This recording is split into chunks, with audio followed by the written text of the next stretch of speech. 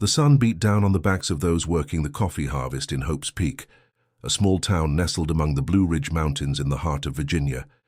It was harvest season, and the aroma of ripe beans perfumed the air, mingling with the scent of the red earth. In the last house on the dirt road leading to the main estate, a 5-year-old boy watched the activity from the window, his large, curious eyes reflecting a world he didn't yet fully comprehend. Michael was small for his age. His dark hair, always unevenly cut at home, framed a thin face where deep brown eyes stood out, a legacy from his mother who had passed away when he was only 2. Barefoot, he wore a faded t-shirt that had belonged to his older cousin and patched shorts. His hands, however, were careful as he held the mug of milk he drank slowly, savoring each sip as if it were his last. "Michael, come here now," the voice echoed from inside the house, making the boy flinch. Nicole, his stepmother, was known in the village for her difficult temper, a woman of 40, who bore deep marks on her face not only from time but from a life of frustrations. Ever since she married Sebastian, Michael's father, who worked as a foreman on a distant farm and only returned home once a month, she had taken on the role of the boy's caretaker with visible reluctance. "Coming, Mrs. Nicole," Michael replied, swallowing the last gulp of milk hastily. Upon entering the small room with its polished concrete floor, he found his stepmother arranging a basket with bread and some bottles of coffee. "Take this to Mr. Anthony at the general store and tell him it's the week's order, and don't be long, you still have firewood to chop." Michael nodded, silent as he had learned to be to avoid trouble. He picked up the heavy basket, adjusting it in his thin arms, and stepped out onto the dirt road. The weight made his arms ache, but he dared not complain. He knew well the consequences of displeasing Nicole: nights without dinner, punishments in the back room, and the constant threat of being sent away when his father returned. Mr. Anthony's general store was almost 2 kilometers from the house. Michael walked slowly, sidestepping the larger stones on the path with his calloused feet, accustomed to the rough ground. Every 200 meters, he had to stop to shift the basket's position and rest his arms. It was at one of these stops, in the shade of an old oak tree by the roadside, that he saw her. An elderly lady was sitting by the side of the road, looking tired. She wore simple but clean clothes and carried a straw bag worn by use. What most caught Michael's attention were her eyes, a rare blue, contrasting with her sun-darkened, wrinkled skin. "Good morning, my child," she greeted with a surprisingly firm voice. "Good morning, ma'am," Michael replied shyly. "What a heavy basket for such a small boy," the woman observed. "I'm used to it," he said, straightening his posture with a childlike pride that made the elderly lady smile. "I've been walking since early this morning and haven't eaten anything yet today. Could you tell me if there's a store nearby?" Michael looked at the basket he carried. Inside were the loaves of bread Nicole had made to sell. He knew he should deliver everything intact, that every penny was counted at home. But something in the lady's gaze touched him. "Would you like a piece of bread? I also have coffee in the bottle," he offered, opening the basket. The hesitation lasted only a second before compassion overcame fear. Michael broke one of the loaves in half and extended it to the elderly lady, along with one of the smaller bottles of coffee. "God bless you, my child. What a generous heart you have," she thanked, accepting the food with trembling hands.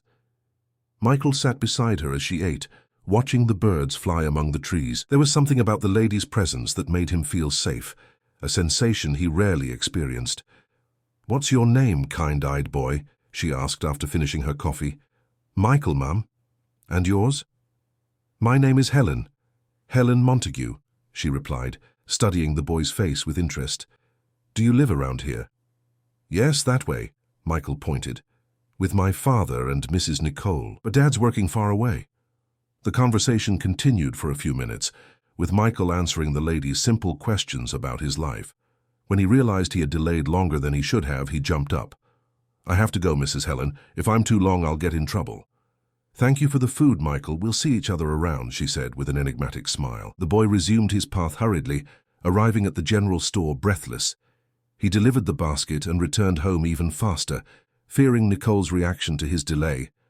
What he didn't expect was to find Mr. Anthony talking with his stepmother when he arrived. "First and then he handed me the basket with a loaf of bread cut in half and a bottle of coffee missing," the shopkeeper was saying, while Nicole grew redder and redder with anger.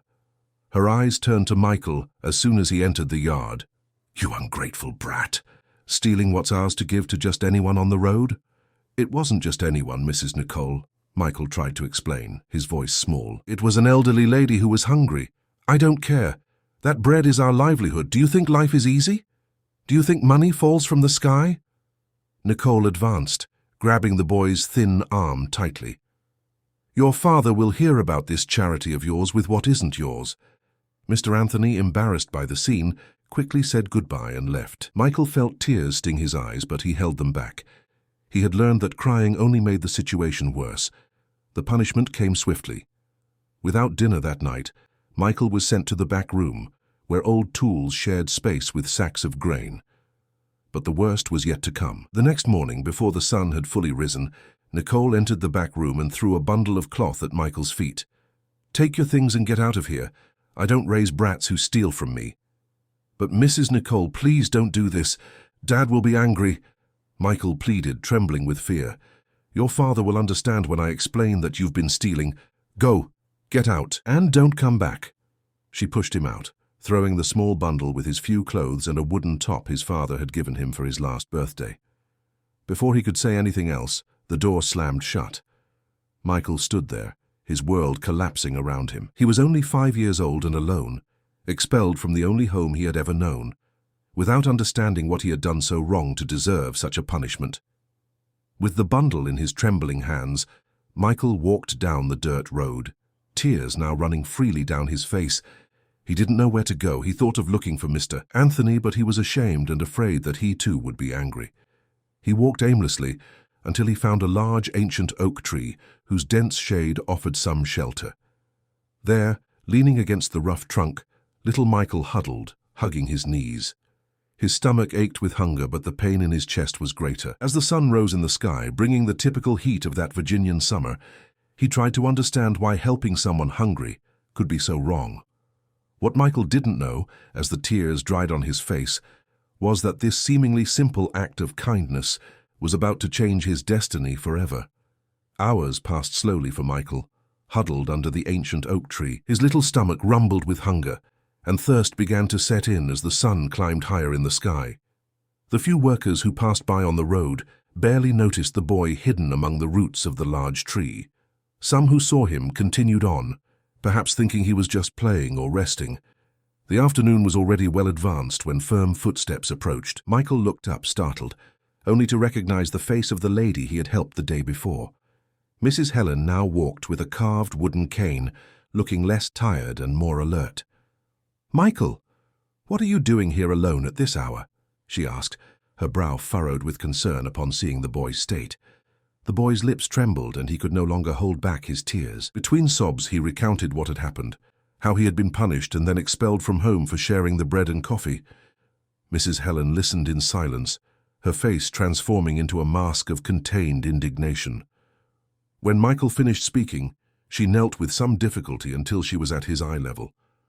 "No one deserves to be punished for an act of kindness, Michael. What you did was right, and it is I who should apologize for causing this trouble." "It's not your fault, ma'am," Michael replied, wiping his tears with the back of his dirty hands. Mrs. Helen extended her wrinkled hand to the boy. "Come with me. I won't leave you here alone." Michael hesitated. Since he was little, he had learned to distrust strangers, but there was something in the blue eyes of that lady that inspired confidence. Perhaps it was the fact that she had been the indirect cause of his misfortune, or perhaps it was just the desperation of having nowhere to go. Either way, he accepted the outstretched hand and stood up, picking up his small bundle. "Where are we going, Mrs. Helen?" he asked, walking beside her. "First, we're going to resolve this situation with your stepmother. Then we'll decide the next step." The walk back home never seemed so long for Michael. With each step, fear grew in his chest. What if Nicole got even more furious? What if she punished him worse this time? But Mrs. Helen's firm hand in his gave him a strange sense of security. When they arrived at the small house with worn tiles and peeling walls, Nicole was in the yard hanging clothes on the line. Her face hardened when she saw Michael. "What did you come back here for? Didn't I tell you I don't want you in this house anymore?" she shrieked, dropping the laundry basket. Mrs. Helen stepped forward, interposing herself between the woman and the boy. "Good afternoon, ma'am. My name is Helen Montague. I am the one who owes explanations for yesterday's incident." Nicole looked the elderly lady up and down, evaluating her simple but well-kept clothes, her upright posture despite her age. "Who are you, and what do you have to do with this brat?" "It was I who received the bread and coffee that Michael so kindly shared with me yesterday. I came personally to pay for the food, and to clarify that his attitude was one of pure generosity, not theft." Nicole laughed disdainfully. "And you think that solves it? The problem isn't the money, it's disobedience. He can't go around giving away what isn't his." Mrs. Helen remained impassive. "I understand your concern, but to expel a 5-year-old child, leaving him alone and helpless, don't you think the punishment was disproportionate to the offense committed?" "And who are you to tell me how I should raise the brat? You're not even his mother." "No, I'm not, but I am a citizen concerned about the well-being of a child. If the boy cannot return home, I am willing to take responsibility for him temporarily until his father returns." Michael watched the exchange of words, partially hidden behind Mrs. Helen's skirts. He had never seen anyone confront Nicole that way, with such serenity and firmness at the same time. "You can have him then. One less mouth to feed," Nicole exploded, turning to go into the house. "Just let Sebastian come back and find out his son turned into a beggar, taking food from strangers. The only problem here, Mrs. Nicole, is that there was child abandonment, and that is something serious in the eyes of the law," Mrs. Helen said, her voice now laden with authority. "Sebastian will know exactly what happened when he returns. For now, I would just like to get the boy's documents." Something in the way the elderly lady spoke made Nicole hesitate. Perhaps it was the tone or the mention of the law, but she quickly went into the house and returned with a worn plastic folder. "Here, birth certificate and vaccination card, that's all there is. And now both of you can get out of here." Mrs. Helen took the documents, quickly checked them and put them in her bag. "Come on, Michael, get anything else you need." "There's nothing else, Mrs. Helen," the boy murmured, clutching the bundle to his chest. "Just this." The elderly lady nodded, extending her hand to him again. "Then let's go. There's a lot to be done today." They left behind a wide-eyed Nicole, who had expected more resistance or perhaps pleas. The dignified silence with which Mrs. Helen handled the situation left her momentarily speechless. On the road, Michael walked hand in hand with the lady, feeling both relieved and apprehensive. "Where are we going now, Mrs. Helen?" "To my house, Michael. It's a bit far from here. We'll have to take a car. Have you ever ridden in a car before?" The boy shook his head negatively, his eyes wide at the prospect. "Is it dangerous, Mrs. Helen?" The elderly lady smiled. "No, it's not. In fact, I think you'll like it. It's a new experience." They arrived at a small square that served as the village's meeting point. Mrs. Helen signaled, and to Michael's surprise, a gleaming black car approached. The driver, a middle-aged man in a suit, got out and opened the door for them. "Good afternoon, Mrs. Helen. Did you find what you were looking for?" he asked respectfully. "Yes, Augustus. This is Michael, our special guest." "Michael, this is Augustus, my driver and longtime friend." "Pleased to meet you, young sir," Augustus said, making a small bow that drew a shy smile from the boy. The car's interior was the most luxurious place Michael had ever been. Soft leather seats, air conditioning, and even a small television. His eyes didn't stop moving, absorbing every detail with childlike fascination. "Wow, Mrs. Helen, are you rich?" he asked innocently, making the elderly lady laugh. "I have enough, Michael, and now you will too." The journey lasted almost 2 hours, during which the boy gradually grew accustomed to the idea that his life had drastically changed in a matter of hours. He fell asleep at some point, physical and emotional exhaustion finally overcoming him. He only woke when the car stopped. "We've arrived, Michael," Mrs. Helen announced softly. Sleepy, the boy rubbed his eyes and looked out the window. What he saw left him speechless. They were in front of a large, ornate iron gate that opened automatically, revealing an entrance to an immense estate. An avenue lined with dogwood trees led to a colonial-style mansion, with wide verandas and impeccably maintained gardens. "This is your house?" Michael asked, his voice almost disappearing in astonishment. "Yes, and now it will be your home too, for as long as necessary." The car advanced up the avenue, and Michael could see people working in the gardens. Everyone waved respectfully as the vehicle passed. As it stopped in front of the mansion's main entrance, a middle-aged woman in an impeccably white apron was already waiting at the door. "Mrs. Helen, welcome back," she said, smiling. Her gaze fell upon Michael. "And this must be the young visitor you mentioned." "Yes, Cecilia, this is Michael. He will be staying with us from today." "Michael, this is Cecilia, our housekeeper, and the best cook in all of Virginia." "Pleased to meet you, Mrs. Cecilia," Michael said shyly, extending his hand as he had learned. "The pleasure is all mine, Michael," she replied, gently shaking his small, dirty, calloused hand. "You must be hungry after the journey. How about a warm bath and then a snack?" The boy looked at Mrs. Helen as if asking for permission. "Go with Cecilia, Michael. She'll show you where you'll be staying and help you settle in. Then we'll meet for dinner." Still stunned by the sudden change in his life, Michael followed the housekeeper into the mansion. The entrance hall, with its marble floor and a large crystal chandelier, seemed straight out of a dream. Everything was grand, brilliant, and intimidating. "Is this your first time in Richmond, Michael?" Cecilia asked as they ascended an imposing staircase. "I've never left Hope's Peak before, Mrs. Cecilia," he replied, marveling at every new detail his eyes caught. The housekeeper smiled. "Then we have a lot to show you, but first let's take care of you." The room assigned to him was larger than the entire house he had lived in until then. A spacious bed with clean, soft sheets, a desk, a bookshelf with colorful books, and even a television. A private bathroom with a bathtub that seemed like a swimming pool to Michael completed the space. "All this is for me?" he asked, unable to believe it. "Yes, Michael. This is your room now," Cecilia replied, preparing the bath. "Tomorrow we can look for new clothes for you, but for today I've set aside some items that should fit." As the warm water filled the bathtub, Michael looked out the room's window. Outside, the sun was beginning to set, painting the sky in orange hues. In less than 24 hours, his life had completely turned around, from expelled and abandoned to a resident of a mansion. What he didn't yet know was the reason behind this sudden change of fortune. Who was Helen Montague really, and why had she decided to help him specifically? The answers would come with time, but at that moment, all that mattered to Michael was the feeling of security he hadn't experienced in a long time. The first rays of sun penetrated through the silk curtains when Michael awoke.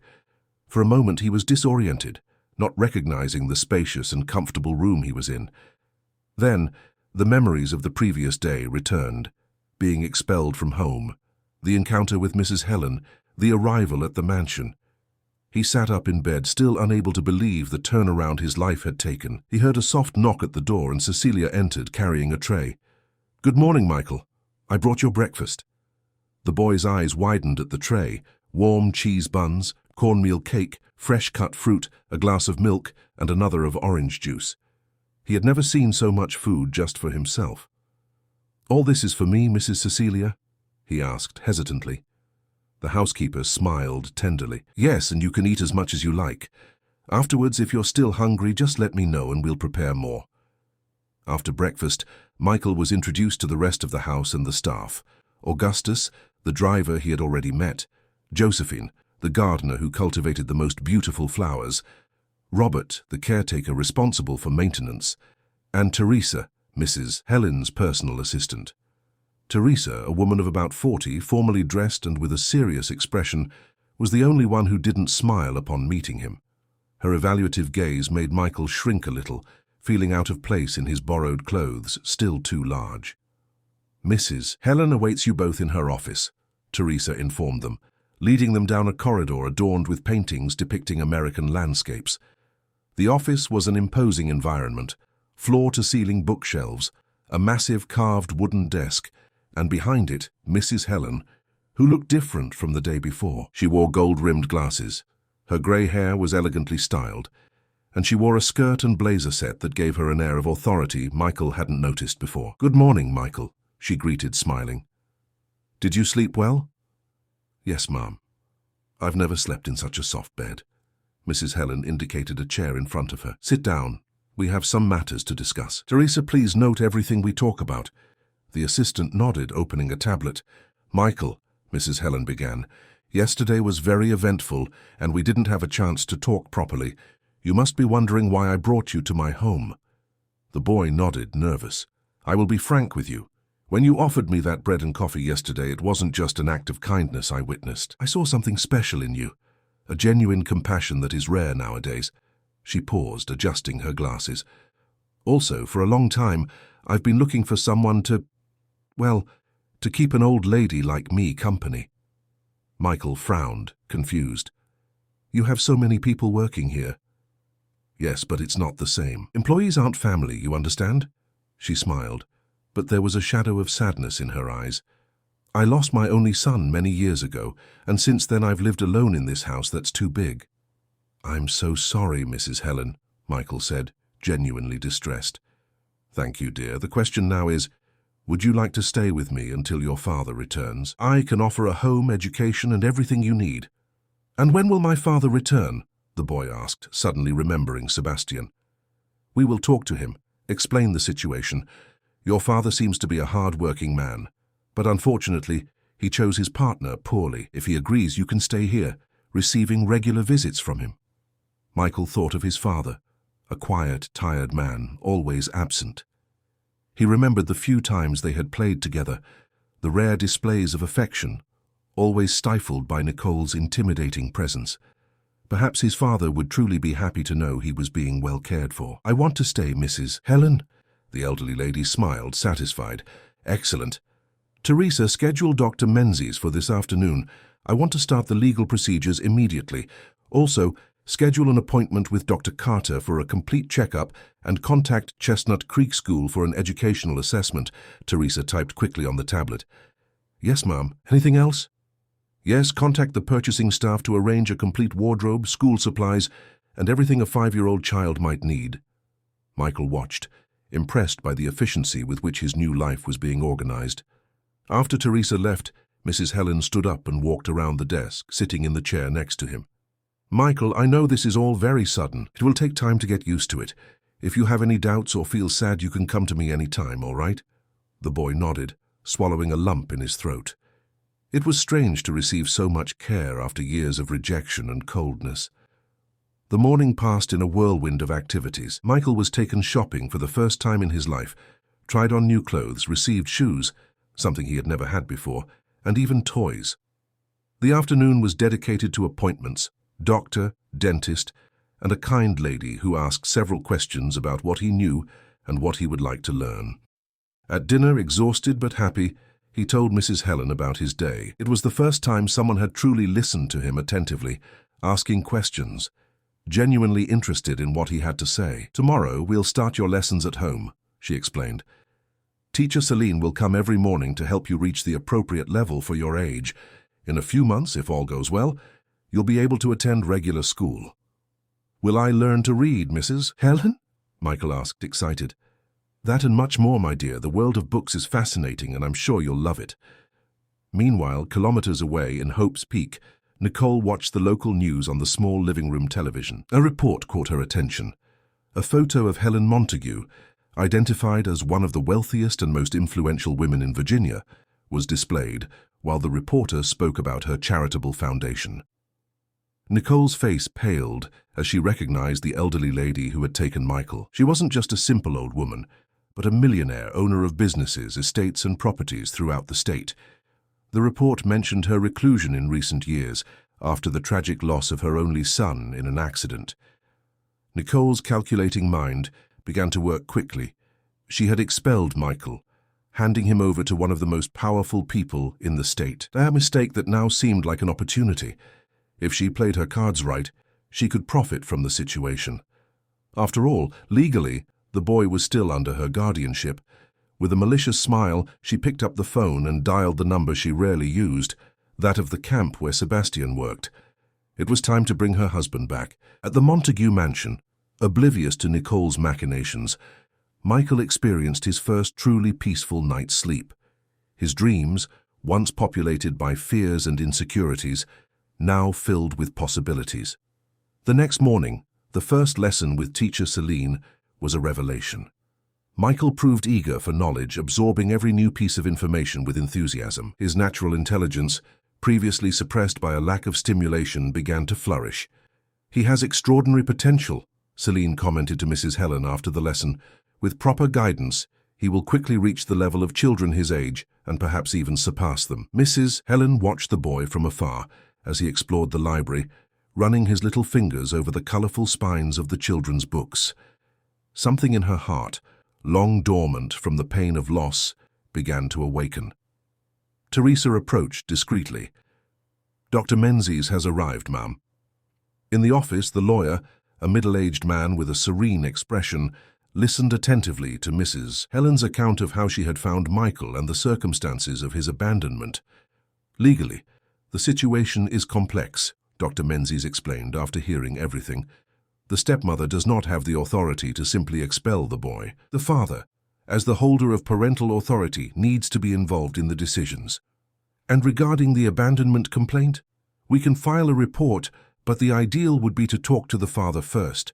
If he agrees to the boy remaining under your care, we can establish a formal temporary custody agreement until a permanent solution is found. Mrs. Helen nodded thoughtfully. Michael's well-being is my priority. I don't want him to suffer more trauma from legal disputes. I understand. I suggest then that we initiate the process amicably. We will contact the father, explain the situation, and try to reach an agreement that primarily benefits the boy. The conversation was interrupted by a knock at the door. Cecilia entered, looking worried. Mrs. Helen, I apologize for the interruption, but there's an urgent call for you. It's from Hope's Peak. A chill ran down the elderly lady's spine. Who is it? A woman named Nicole. She says she's Michael's stepmother. Dr. Menzies and Mrs. Helen exchanged significant glances. Put it on speakerphone, please, the elderly lady requested. Nicole's shrill voice filled the office. Helen Montague, this is Nicole Oliver, Michael's stepmother. Yes, Mrs. Nicole, how can I help you? Mrs. Helen replied with controlled coolness. Look, I think we got off on the wrong foot. I found out who you really are, and I'd like to talk about Michael. The boy is like a son to me, you know? That day I was nervous. I said things I shouldn't have. Dr. Menzies made a quick note and showed it to Mrs. Helen. Recording conversation. Continue. I understand your concern, Mrs. Nicole, but I believe your actions spoke louder than your words. Michael was found alone, crying, after having been explicitly expelled from home. It was a misunderstanding. I just wanted to scare him, teach him a lesson. I never imagined he would take it seriously. Besides, I've already informed Sebastian, his father. He's coming home and wants his son back. Mrs. Helen felt a tightness in her chest. Is Mr. Sebastian aware that his son was abandoned? There was a pause on the other end of the line. Look, Mrs. Helen, let's be practical. You are a rich woman and we are simple folk. I'm sure we can reach an agreement that benefits everyone. What kind of agreement are you suggesting? Mrs. Helen asked, though she already knew the answer. You could, let's say, help us financially in exchange for regular visits from Michael, or perhaps pay for a good school for him while he lives with us. Dr. Menzies shook his head, indignant at the blatant attempt at extortion. Mrs. Nicole, I appreciate the contact, Mrs. Helen replied with a firm voice. At the moment, Michael is safe and well cared for. Any discussion about his custody will be handled through the appropriate legal channels, with his father's direct participation. Good afternoon. After hanging up, Mrs. Helen sighed deeply. Just as I imagined. It's not the boy's well-being that concerns her. This can work in our favor, Dr. Menzies commented. The attempt to gain financial advantage demonstrates that her motivations are not in the child's best interest. I will prepare the necessary documentation immediately and initiate legal procedures for temporary custody. Mrs. Helen thanked him, and after the lawyer left, remained silent for a few moments, reflecting. She hadn't expected the situation to escalate so quickly, but she was determined to protect Michael at all costs. Outside the office, little Michael played in the garden with a new toy car under Cecilia's watchful eye. His world had completely changed in just 2 days, and more changes were yet to come. What no one could foresee was the impact that pure-hearted boy would have, not only on Mrs. Helen's life, but on the entire community around them. A week had passed since Michael's arrival at the Montague mansion. Each day brought new discoveries for the boy. The pleasure of learning to read his first words, the joy of having 3 full meals daily, the security of sleeping without fear. His appearance was already beginning to change. His formerly thin face gained healthier contours, his frightened gaze replaced by a vibrant curiosity. On that sunny Saturday morning, Mrs. Helen watched Michael in the garden, where he was carefully following Josephine's instructions on how to plant sunflower seeds in a special flower bed. Like this, Mrs. Josephine, he asked, making a small hole in the soft earth. That's right, Michael. Now put the little seed in and cover it gently, as if you're tucking it into bed, the gardener explained, with her simple and affectionate manner. Mrs. Helen smiled, leaning on her cane. The boy's presence had brought new energy to the mansion. The staff smiled more, breakfast conversations became more lively, even Teresa seemed less formal. "Mrs. Helen," Michael exclaimed upon seeing her, "come see our sunflower seeds. Mrs. Josephine said they'll grow taller than me." "I see, dear. You're doing a beautiful job." She approached with slow steps. "When they grow, these sunflowers will always follow the sun, did you know? That's why they're called that." The boy's eyes sparkled with the new information. "Just like I'll follow you because you brought light into my life." The simplicity and depth of those words hit Mrs. Helen like a wave of emotion. She bent down, ignoring the protest of her aging knees, and hugged Michael. A hug that expressed everything she still couldn't say, how much he too had brought light to her solitary existence. The moment was interrupted by Teresa, who approached with a tense expression. "Mrs. Helen, I apologize for the interruption, but Mr. Sebastian Oliver is at the gate. He says he came to pick up his son." The elderly lady's body stiffened, but she maintained her composure in front of Michael. "Please take him to my office, and ask Cecilia to stay with Michael here in the garden." "No, Mrs. Helen," the boy exclaimed, clutching her skirt. "I want to see my father too." Mrs. Helen hesitated. She didn't want to expose Michael to a possible confrontation, but she also recognized his right to see his own father. "All right. Teresa, take him to the office, but first ask Augustus to contact Dr. Menzies immediately. I want him present for this conversation."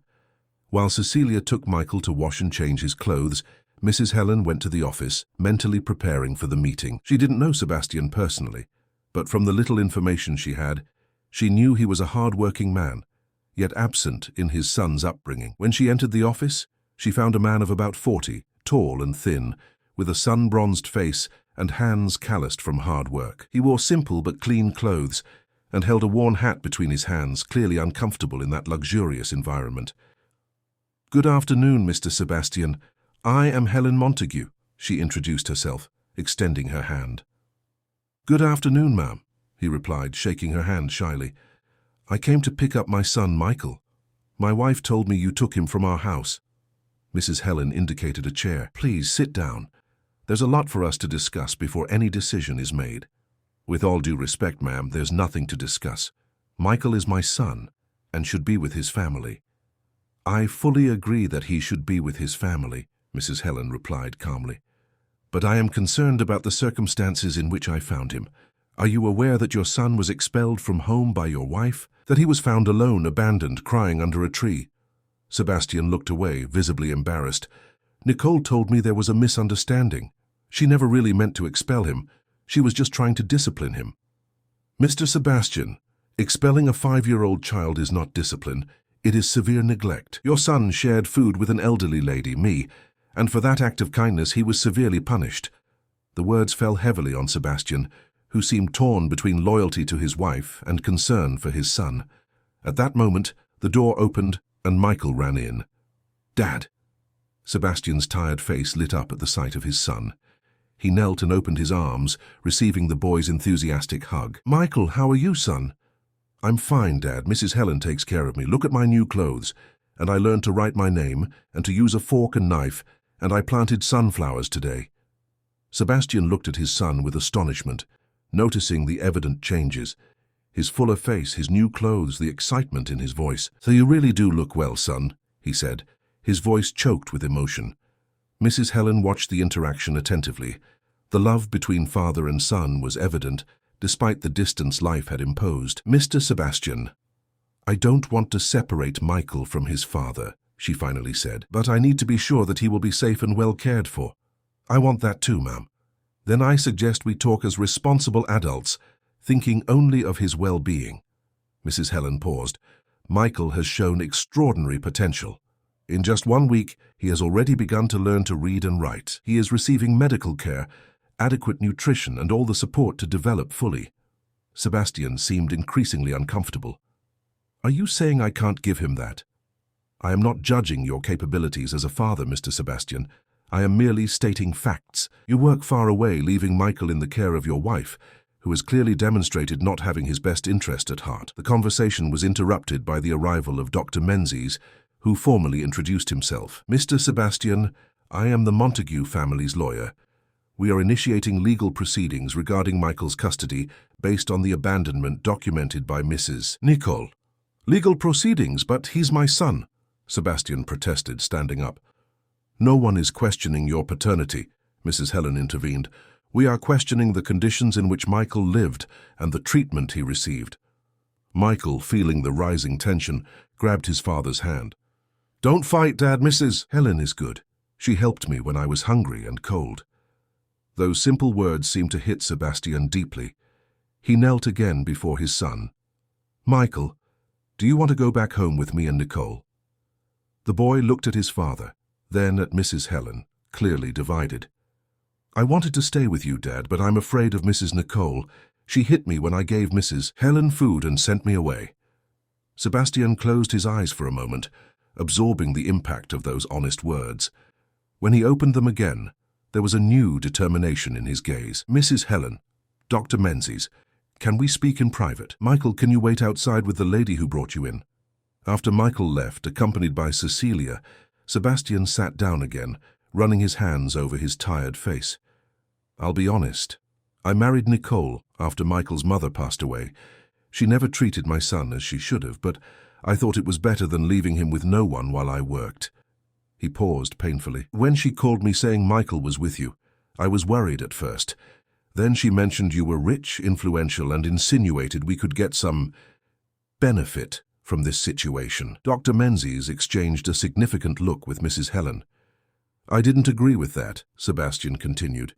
I came because I wanted to see my son to make sure he was well, and now I see that he is better than he ever was under my care. His voice faltered. What kind of father does that make me? A father who loves his son enough to recognize when he cannot provide what he needs, Mrs. Helen replied softly. That takes more courage than many men possess. What do you propose, then? I suggest a shared custody agreement, Dr. Menzies intervened. Michael would remain under Mrs. Helen's care, receiving education, health, and everything else he needs, while you would retain your paternal rights and regular visits. And Nicole?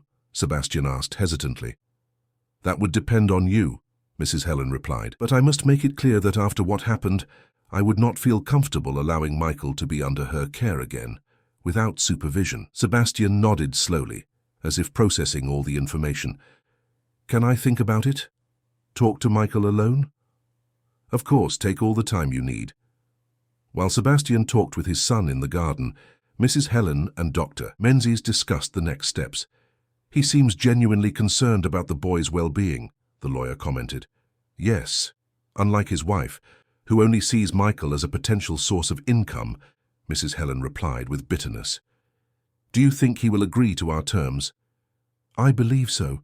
It's clear that he recognizes he cannot offer his son what you are providing. The question is, how will his wife react? The answer came faster than they expected. As they talked, Teresa hurried into the office. Mrs. Helen, forgive the interruption, but there's a situation at the gate. Mrs. Nicole Oliver has appeared, demanding to see her husband and the boy. She's quite agitated. Dr. Menzies frowned. Did she come with her husband? No, sir. She just arrived in a taxi. Mrs. Helen exchanged a worried look with the lawyer. Do not allow her entry. Inform her that we are in a private meeting and that if she wishes to speak with us, she must wait civilly or schedule an appointment. We've already tried, Ma'am, but she's threatening to call the police, claiming child abduction. That's absurd, exclaimed Mrs. Helen. It's a common intimidation tactic, Dr. Menzies explained, but it has no basis, especially with the child's father present and aware of the situation. Sebastian returned to the office at that moment, holding Michael by the hand. The boy seemed restless, probably having overheard part of the conversation. Nicole is here? Sebastian asked, his expression hardening. Yes, sir, Teresa replied. At the main gate. I'll talk to her, he decided, letting go of Michael's hand. Mrs. Helen, I've made my decision. I want what's best for my son, and it's clear that at this moment, that's for him to stay here with you. Dad, don't go, Michael protested, clinging to his leg. Sebastian knelt, looking his son in the eyes. I'm not leaving forever, Michael. I'm going to talk to Nicole, and then I'll come back to explain everything properly, all right? The boy nodded, reluctantly. Mrs. Helen called Cecilia to take him away, preferring to keep him away from the looming confrontation. While Sebastian went with Augustus to the gate, Dr. Menzies suggested they monitor the interaction through the security system. On the monitor installed in the office, they saw Sebastian approach Nicole, who was gesticulating furiously. They couldn't hear the conversation, but the body language was eloquent. Nicole was shouting, pointing at the mansion, trying to get past the gate. Sebastian, in turn, stood firm, blocking her passage, his face growing increasingly tense. At one point, Nicole seemed to change tactics. Her posture softened. She touched Sebastian's arm, speaking more calmly. He, however, shook his head repeatedly, clearly rejecting what she proposed. The discussion intensified again. Nicole tried to push Sebastian, who held her arms. It was then that she said something that made his face pale. He released her as if he had received a shock, took 2 steps back and then turned and walked quickly back to the house, leaving her shouting at the gate. "What could have happened?" Mrs. Helen murmured, worried. The answer came when Sebastian returned to the office, his face a mask of shock and indignation. "She admitted it," he said with a trembling voice. "She admitted she planned to use Michael to get money from you. She said I was a fool for not taking the opportunity." He shook his head, incredulous. "How could I have been so blind?" "The important thing is that you now see the truth," Mrs. Helen said gently. "Yes, and my decision is made. I want to sign any necessary document to ensure Michael stays with you. I no longer trust Nicole, and I cannot care for him alone with my work." Dr. Menzies nodded, satisfied. "I have prepared a preliminary shared custody agreement.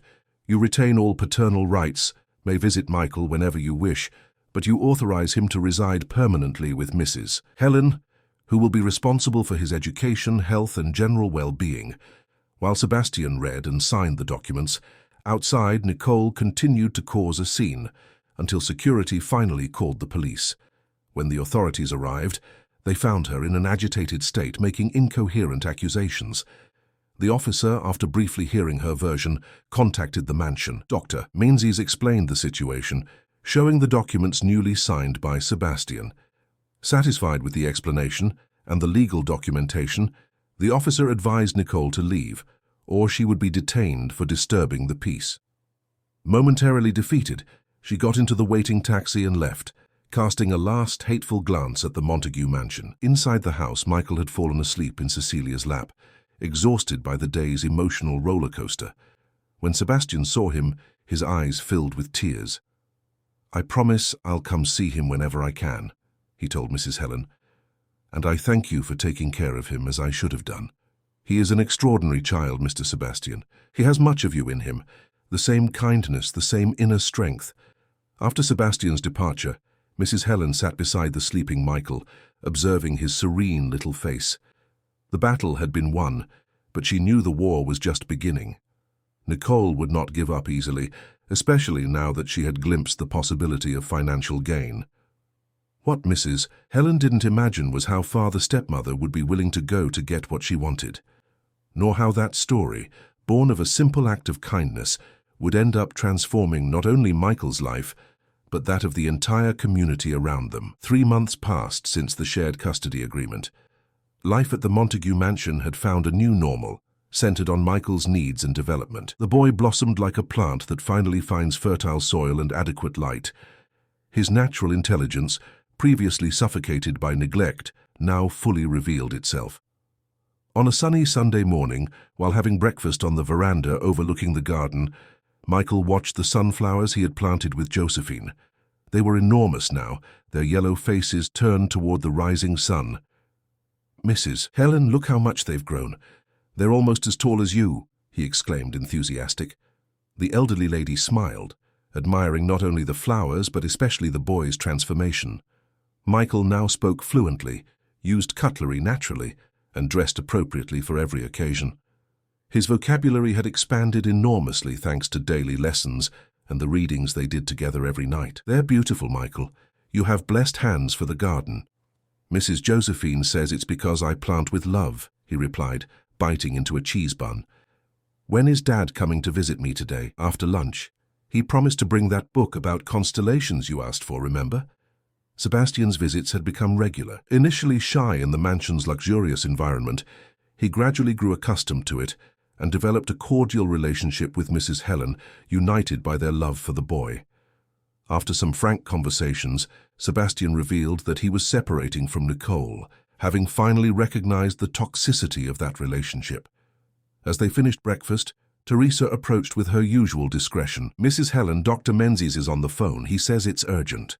The elderly lady frowned, worried. "You can transfer it to the office. Michael, why don't you go help Mrs. Josephine water the sunflowers while I talk to the doctor?" In the office, Dr. Menzies' normally calm voice sounded tense. "Mrs. Helen, we have a problem. Nicole has filed a lawsuit contesting the custody agreement. She claims Sebastian was coerced into signing and that you are illegally keeping Michael." "That's absurd. Sebastian signed of his own free will. We even have the video of their discussion at the gate." "Yes, and that will be part of our defense. But she has found an ambitious lawyer who is treating the case as an opportunity for notoriety. They are insinuating that you bought Michael's custody." Mrs. Helen felt her blood boil. "How dare she? All I did was protect an abandoned child." "I know, and we can prove it, but we need to prepare for a potentially draining process. They may request depositions, psychological evaluations of Michael, supervised visits. I will do whatever is necessary to protect him. This boy has suffered enough." After hanging up, Mrs. Helen remained motionless for a few moments, trying to organize her thoughts. Through the window, she could see Michael in the garden, smiling as he helped Josephine. The boy's joy, so hard won, was now threatened. It was then that an idea began to form in her mind. Perhaps it was time to transform that individual situation into something larger, something that could benefit not only Michael, but many other children. She called Teresa again. "Please, schedule a meeting with Dr. Menzies, and also with Gerald Brown, of Brown and Associates." "The marketing and public relations firm?" Teresa asked, surprised. "Exactly. And then contact my accountant and the legal department of Montague Enterprises. I want everyone here tomorrow morning." The idea that was born as a seed grew rapidly overnight, and the next morning, when the professionals gathered in her office, Mrs. Helen presented her vision with the clarity and determination that had made her one of the most successful women in the country. "Gentlemen, I want to create a foundation, a non-profit organization dedicated to protecting and developing the potential of vulnerable children."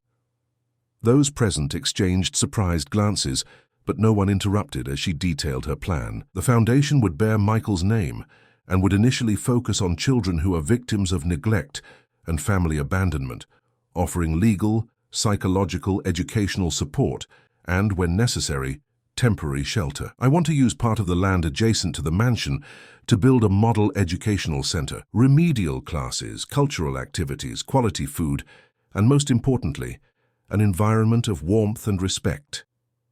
Dr. Menzies, who had initially seemed skeptical, now smiled openly. "Mrs. Helen, this is brilliant.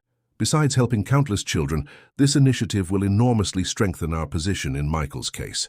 It will demonstrate that your genuine interest is child welfare, not just his specifically." Gerald Brown from the Public Relations Agency was already making frantic notes. "We can organize a press conference for the official launch. Michael's story as inspiration, obviously preserving his privacy, will humanize the project and create an emotional connection with the public." The following days were filled with intense activity at the mansion. Architects, engineers, and educators paraded through the corridors, transforming Mrs. Helen's vision into concrete projects. Michael watched everything with fascination, especially when they began to discuss the children's library that would be built. "Will it have all the books in the world, Mrs. Helen?" he asked, marveling. "Many books, dear, and you'll help me choose them, since you're such a dedicated reader now." Michael's enthusiasm was contagious. He drew how he imagined the foundation would be, always including many children playing and learning together. In one of these drawings, he showed Mrs. Helen a figure of her surrounded by little ones, like a hen with her chicks. "This is the most beautiful of all, Michael," she said, touched. "You're going to be everyone's mother, just like you're my mother now," he explained with the profound simplicity of children. The phrase struck Mrs. Helen like a revelation. This was what was happening. She, who had lost her only son decades ago, now found a new maternal purpose, not only with Michael but potentially with hundreds of children. The press conference was scheduled for a Thursday. On the eve, while the final preparations were being made, Sebastian arrived for his regular visit to Michael. Mrs. Helen invited him for a private conversation in the office. "Sebastian, tomorrow I will officially announce the creation of the Michael Foundation. I would like to invite you to be part of this project." The man blinked, surprised. "Me? But what could I do? I am just a manual laborer." "You are Michael's father, the person with the most legitimacy to represent the families we will help. Furthermore, your life experience is valuable. I am proposing a paid position, with flexible hours so you can continue your studies." Sebastian had recently mentioned his desire to complete high school, abandoned in his youth. The prospect of a stable job in Richmond, which would allow him to see his son regularly and study, seemed almost too good to be true. "Mrs. Helen, I don't even know what to say." "Say yes. Michael would be happy to have his father around more often." The next day, the conference room of Montague Enterprises was packed with journalists. Television cameras, photographers, and reporters eagerly awaited the announcement that had been described only as an important social project led by Helen Montague. When Mrs. Helen entered, accompanied by Michael and Sebastian, there was a moment of surprise, followed by a frenzy of flashes. The image of the powerful businesswoman holding hands with a 5-year-old boy was unusual and captivating. With the dignity and eloquence that characterized her, Mrs. Helen officially presented the Michael Foundation, explaining its mission and objectives. Without revealing details that could expose the boy, she merely mentioned that the inspiration came from a providential encounter. "Michael taught me that kindness exists even in the most adverse circumstances. A child who, despite hunger and difficulties, was able to share the little he had with a stranger.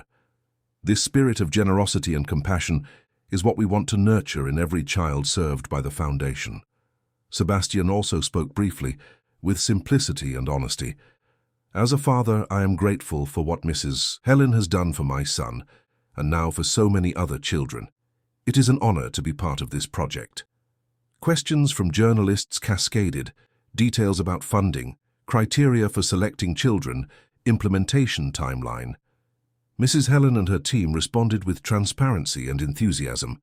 In the middle of the conference, a reporter raised an unexpected question. "Mrs. Helen, there are rumors that you are involved in a legal dispute over Michael's custody. Is this foundation related to that process?" A tense silence fell over the room. Dr. Menzies, seated at the main table, prepared to intervene when Mrs. Helen replied with serenity, "The legal details of Michael's life are private and should be treated with the respect any child deserves.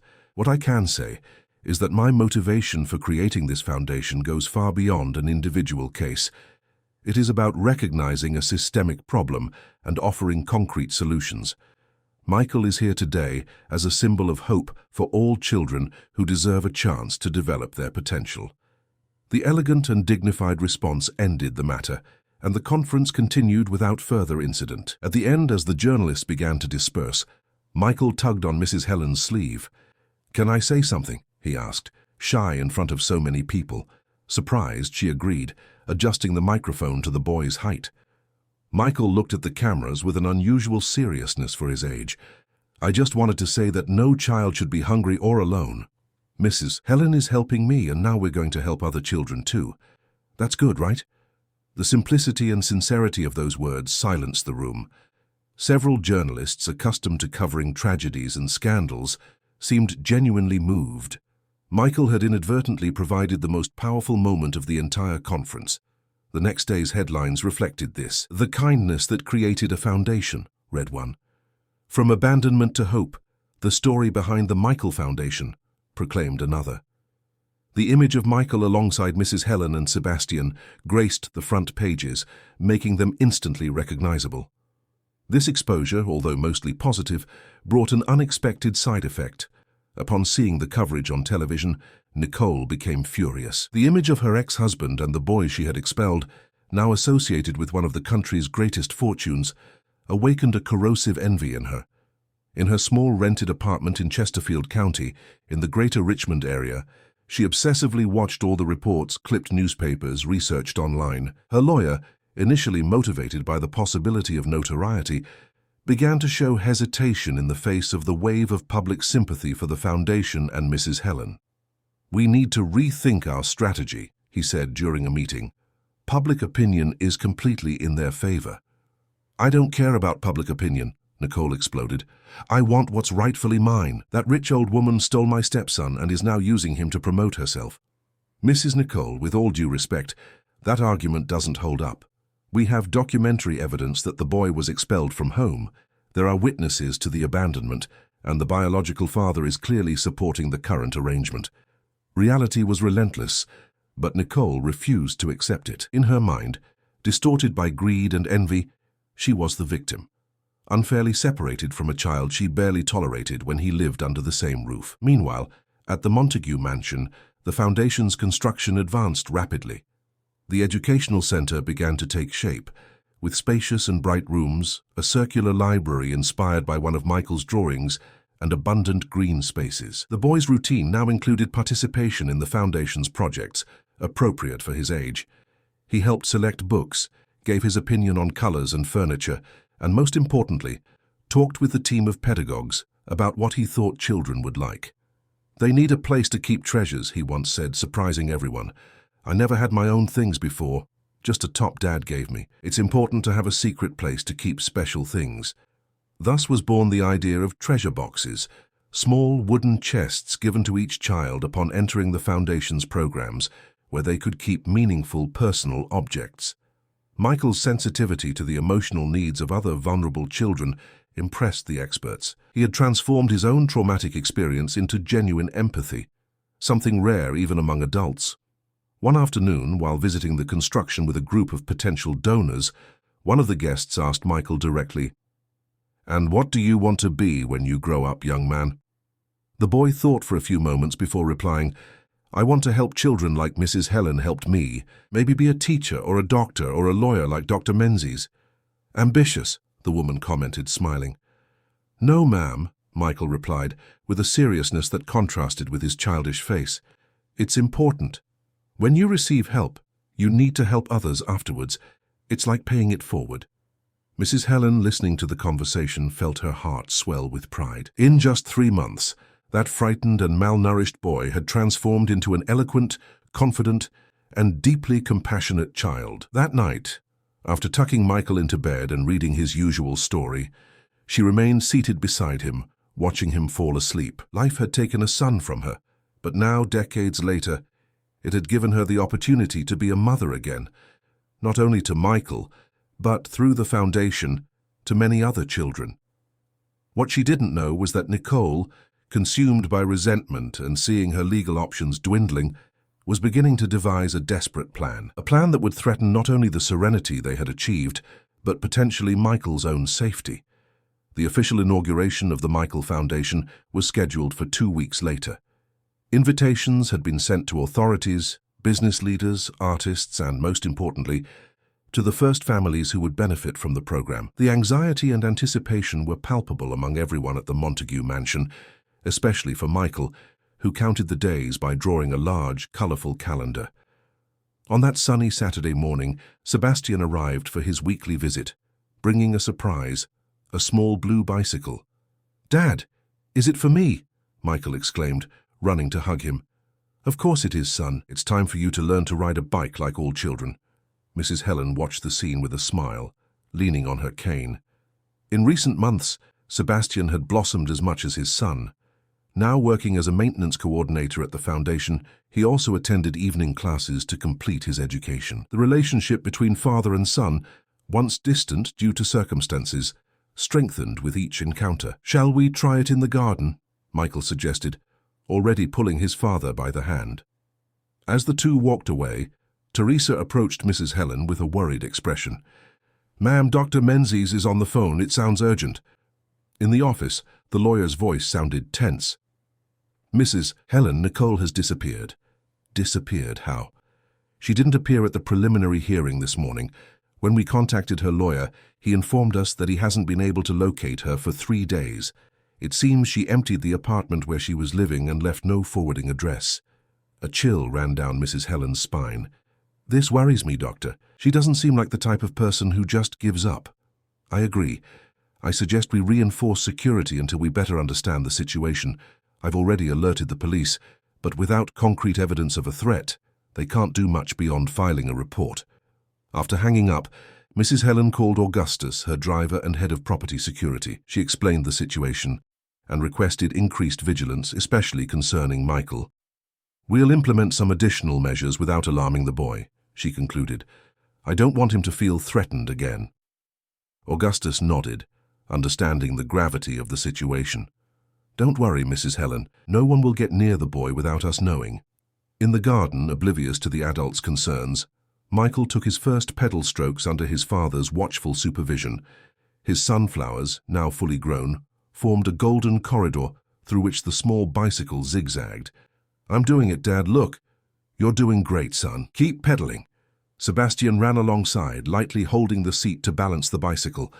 The smile on Michael's face was radiant. Another normal childhood experience he could finally live. The following days passed without incident, but the security team remained on high alert. Additional cameras were installed, and no visitor entered the property without strict identification. Construction on the foundation continued at full speed, with the inauguration rapidly approaching. The eve of the big day arrived. Michael could barely sleep from excitement. Mrs. Helen had ordered a special suit for him, and the boy tried it on several times in front of the mirror, practicing his short speech for the ceremony. "Do you think I'll remember everything, Mrs. Helen?" he asked anxiously, as she helped him get ready for bed. "I'm sure you will, dear. But even if you forget something, it's okay. The important thing is to speak from the heart." She tucked the covers around him and kissed his forehead, as she did every night. "Mrs. Helen," Michael said sleepily, "you're my real mom now, aren't you?" The question, so simple and direct, caught her by surprise. Tears welled in her eyes as she replied, "If you want me to be, Michael, nothing would make me happier." "I do," he murmured, already almost asleep. "Good night, Mom." "Good night, my son," she replied, her voice choked with emotion. She stayed there for a few more minutes watching him sleep, marveling at life's unexpected paths. At 72, when she believed her days of motherhood were definitely in the past, a small miracle had crossed her path. The morning of the inauguration dawned sunny and promising. The mansion had been in a flurry of activity since early morning, with the final preparations being coordinated by Teresa, with her usual efficiency. Fresh flowers decorated every room, and a large white tent had been erected in the gardens to accommodate the guests. Michael woke up excited, barely touching his breakfast. He put on his new suit with Cecilia's help, who didn't stop praising how elegant he looked. "You look like a little man, Michael. Your mother will be so proud." The boy smiled upon hearing the word mother. It was the first time someone had referred to Mrs. Helen that way, and it sounded absolutely right. The ceremony was scheduled for 10 o'clock. Half an hour before, the first guests began to arrive. Journalists strategically positioned themselves to capture the historic moment. The Foundation's team, all uniformed in blue shirts with a sunflower symbol, greeted visitors with welcoming smiles. Sebastian arrived in his new suit jacket, visibly nervous about participating in such an important event. Upon seeing his son, he broke into a proud smile. "Look at you. You're more elegant than all of us." Michael ran to hug him, careful not to wrinkle his clothes. "Dad, I'm nervous. What if I forget what I have to say?" "You'll remember everything, son. And even if you don't, the important thing is that we're here celebrating something wonderful that you helped create." Meanwhile, Teresa coordinated the final details with the ceremonial team. That's when she noticed an unknown woman circulating near the staff-only area. "Excuse me, Mom, this area is not open to guests." Teresa approached politely. The woman, wearing dark glasses and a hat that partially covered her face, mumbled an excuse and quickly moved away. Teresa frowned, watching her blend into the crowd. Something about her seemed familiar, but she couldn't quite identify what. At precisely 10 o'clock, the ceremony began. Mrs. Helen, elegant in a navy blue suit, took her place on the stage set up under the tent, with Michael beside her and Sebastian just behind. The boy's presence caused curiosity and emotion among those present. Many already knew fragments of his story through the media. "Good morning and welcome to the official inauguration of the Michael Foundation," Mrs. Helen began. "Today we celebrate not just the opening of a physical space, but the birth of a collective dream.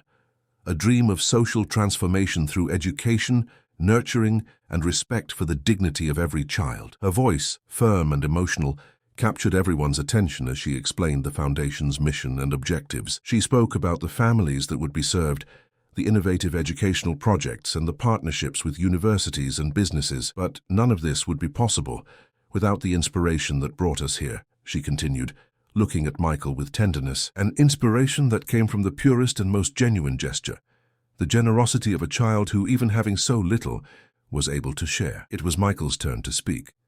The boy stepped forward, visibly nervous but determined. His eyes scanned the audience, and for an instant he seemed to freeze.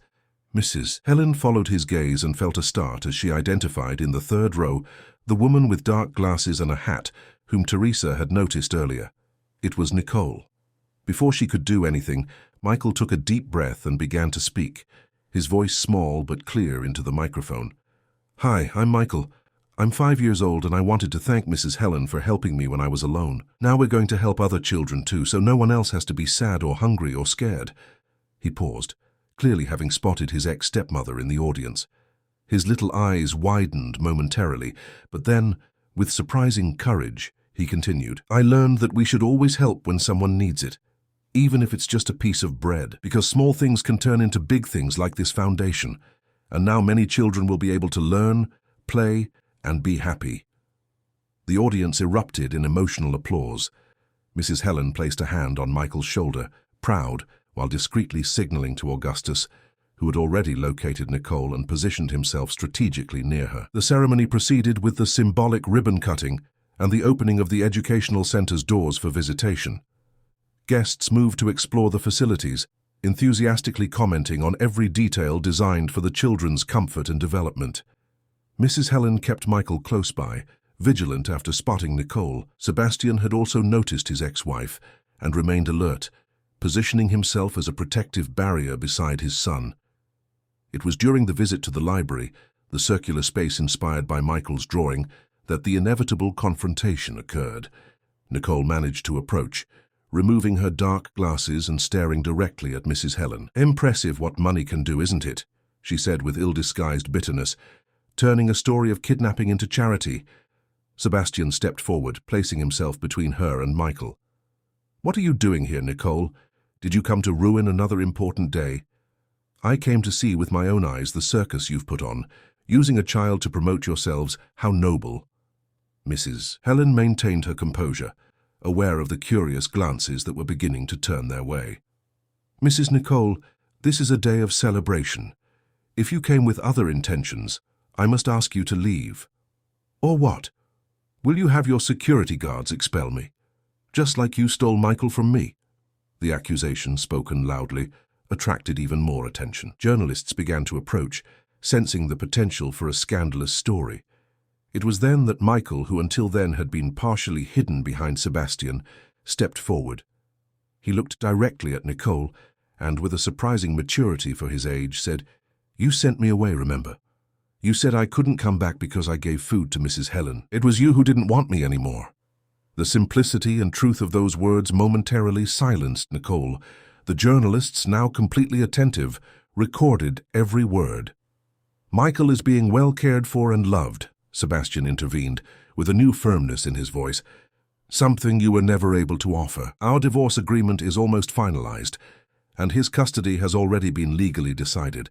It's time to move on, Nicole." The woman looked from one face to another.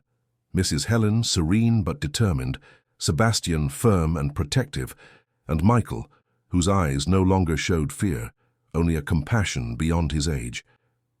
She realized finally that she had lost not only the battle, but the war. "This isn't over," she murmured, but her voice no longer carried the same conviction.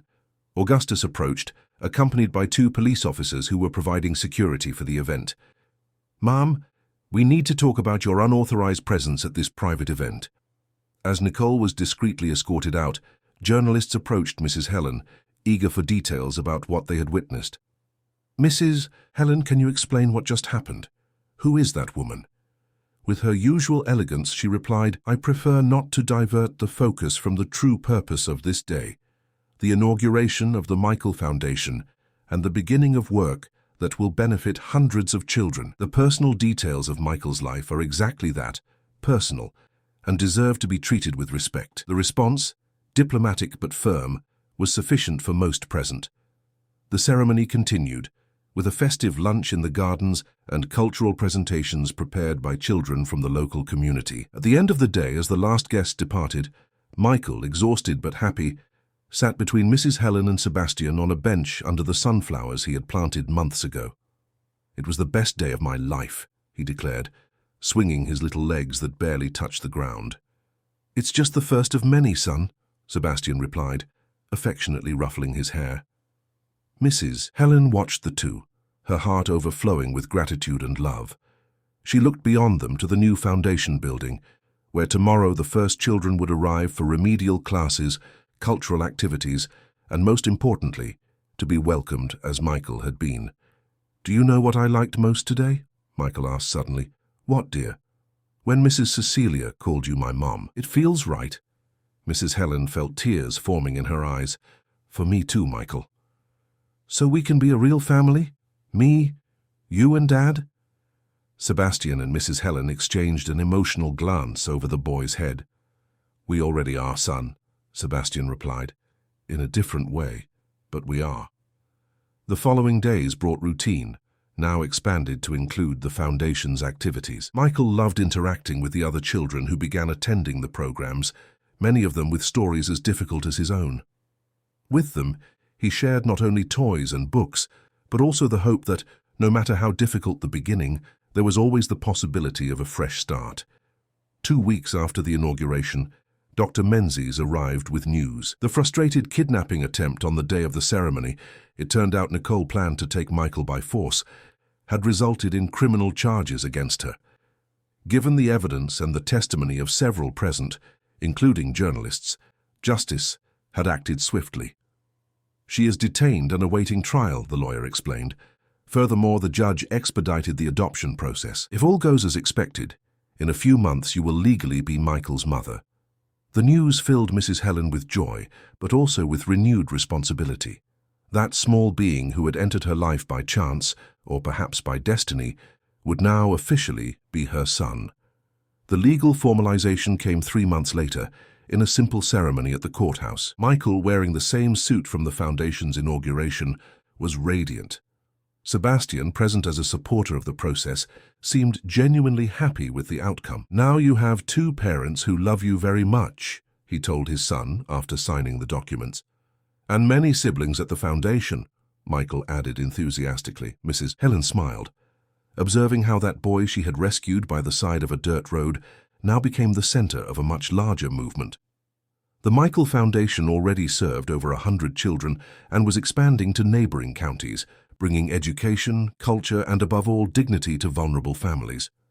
That night, after the celebrations, Mrs. Helen took Michael to the garden. The sunflowers he had planted were already in their second bloom, equally vigorous and turned towards the sun.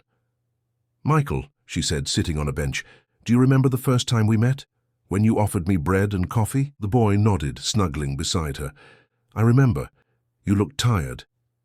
"I was tired, not just in body, but in soul. I had lost hope of finding meaning in life again."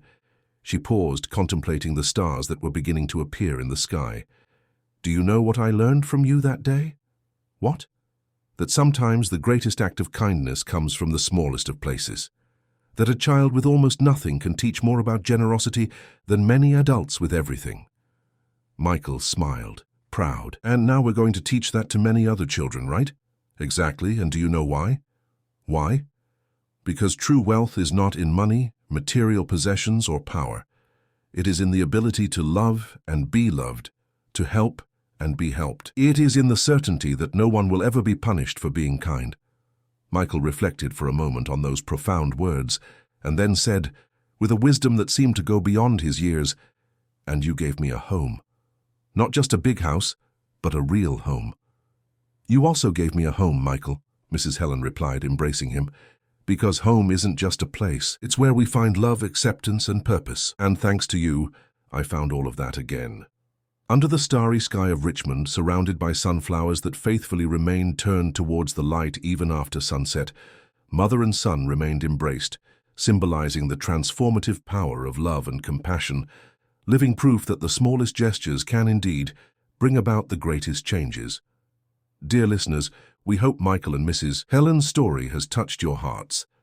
To continue experiencing emotions like this, we have a special playlist with other incredible stories of overcoming adversity and kindness. Find it by clicking here. If you enjoyed this story, don't forget to subscribe to the channel and leave a like. Every day we bring unique stories that explore the complexity of life and the transformative power of love. We look forward to your comments to know which part moved you the most. Until the next journey.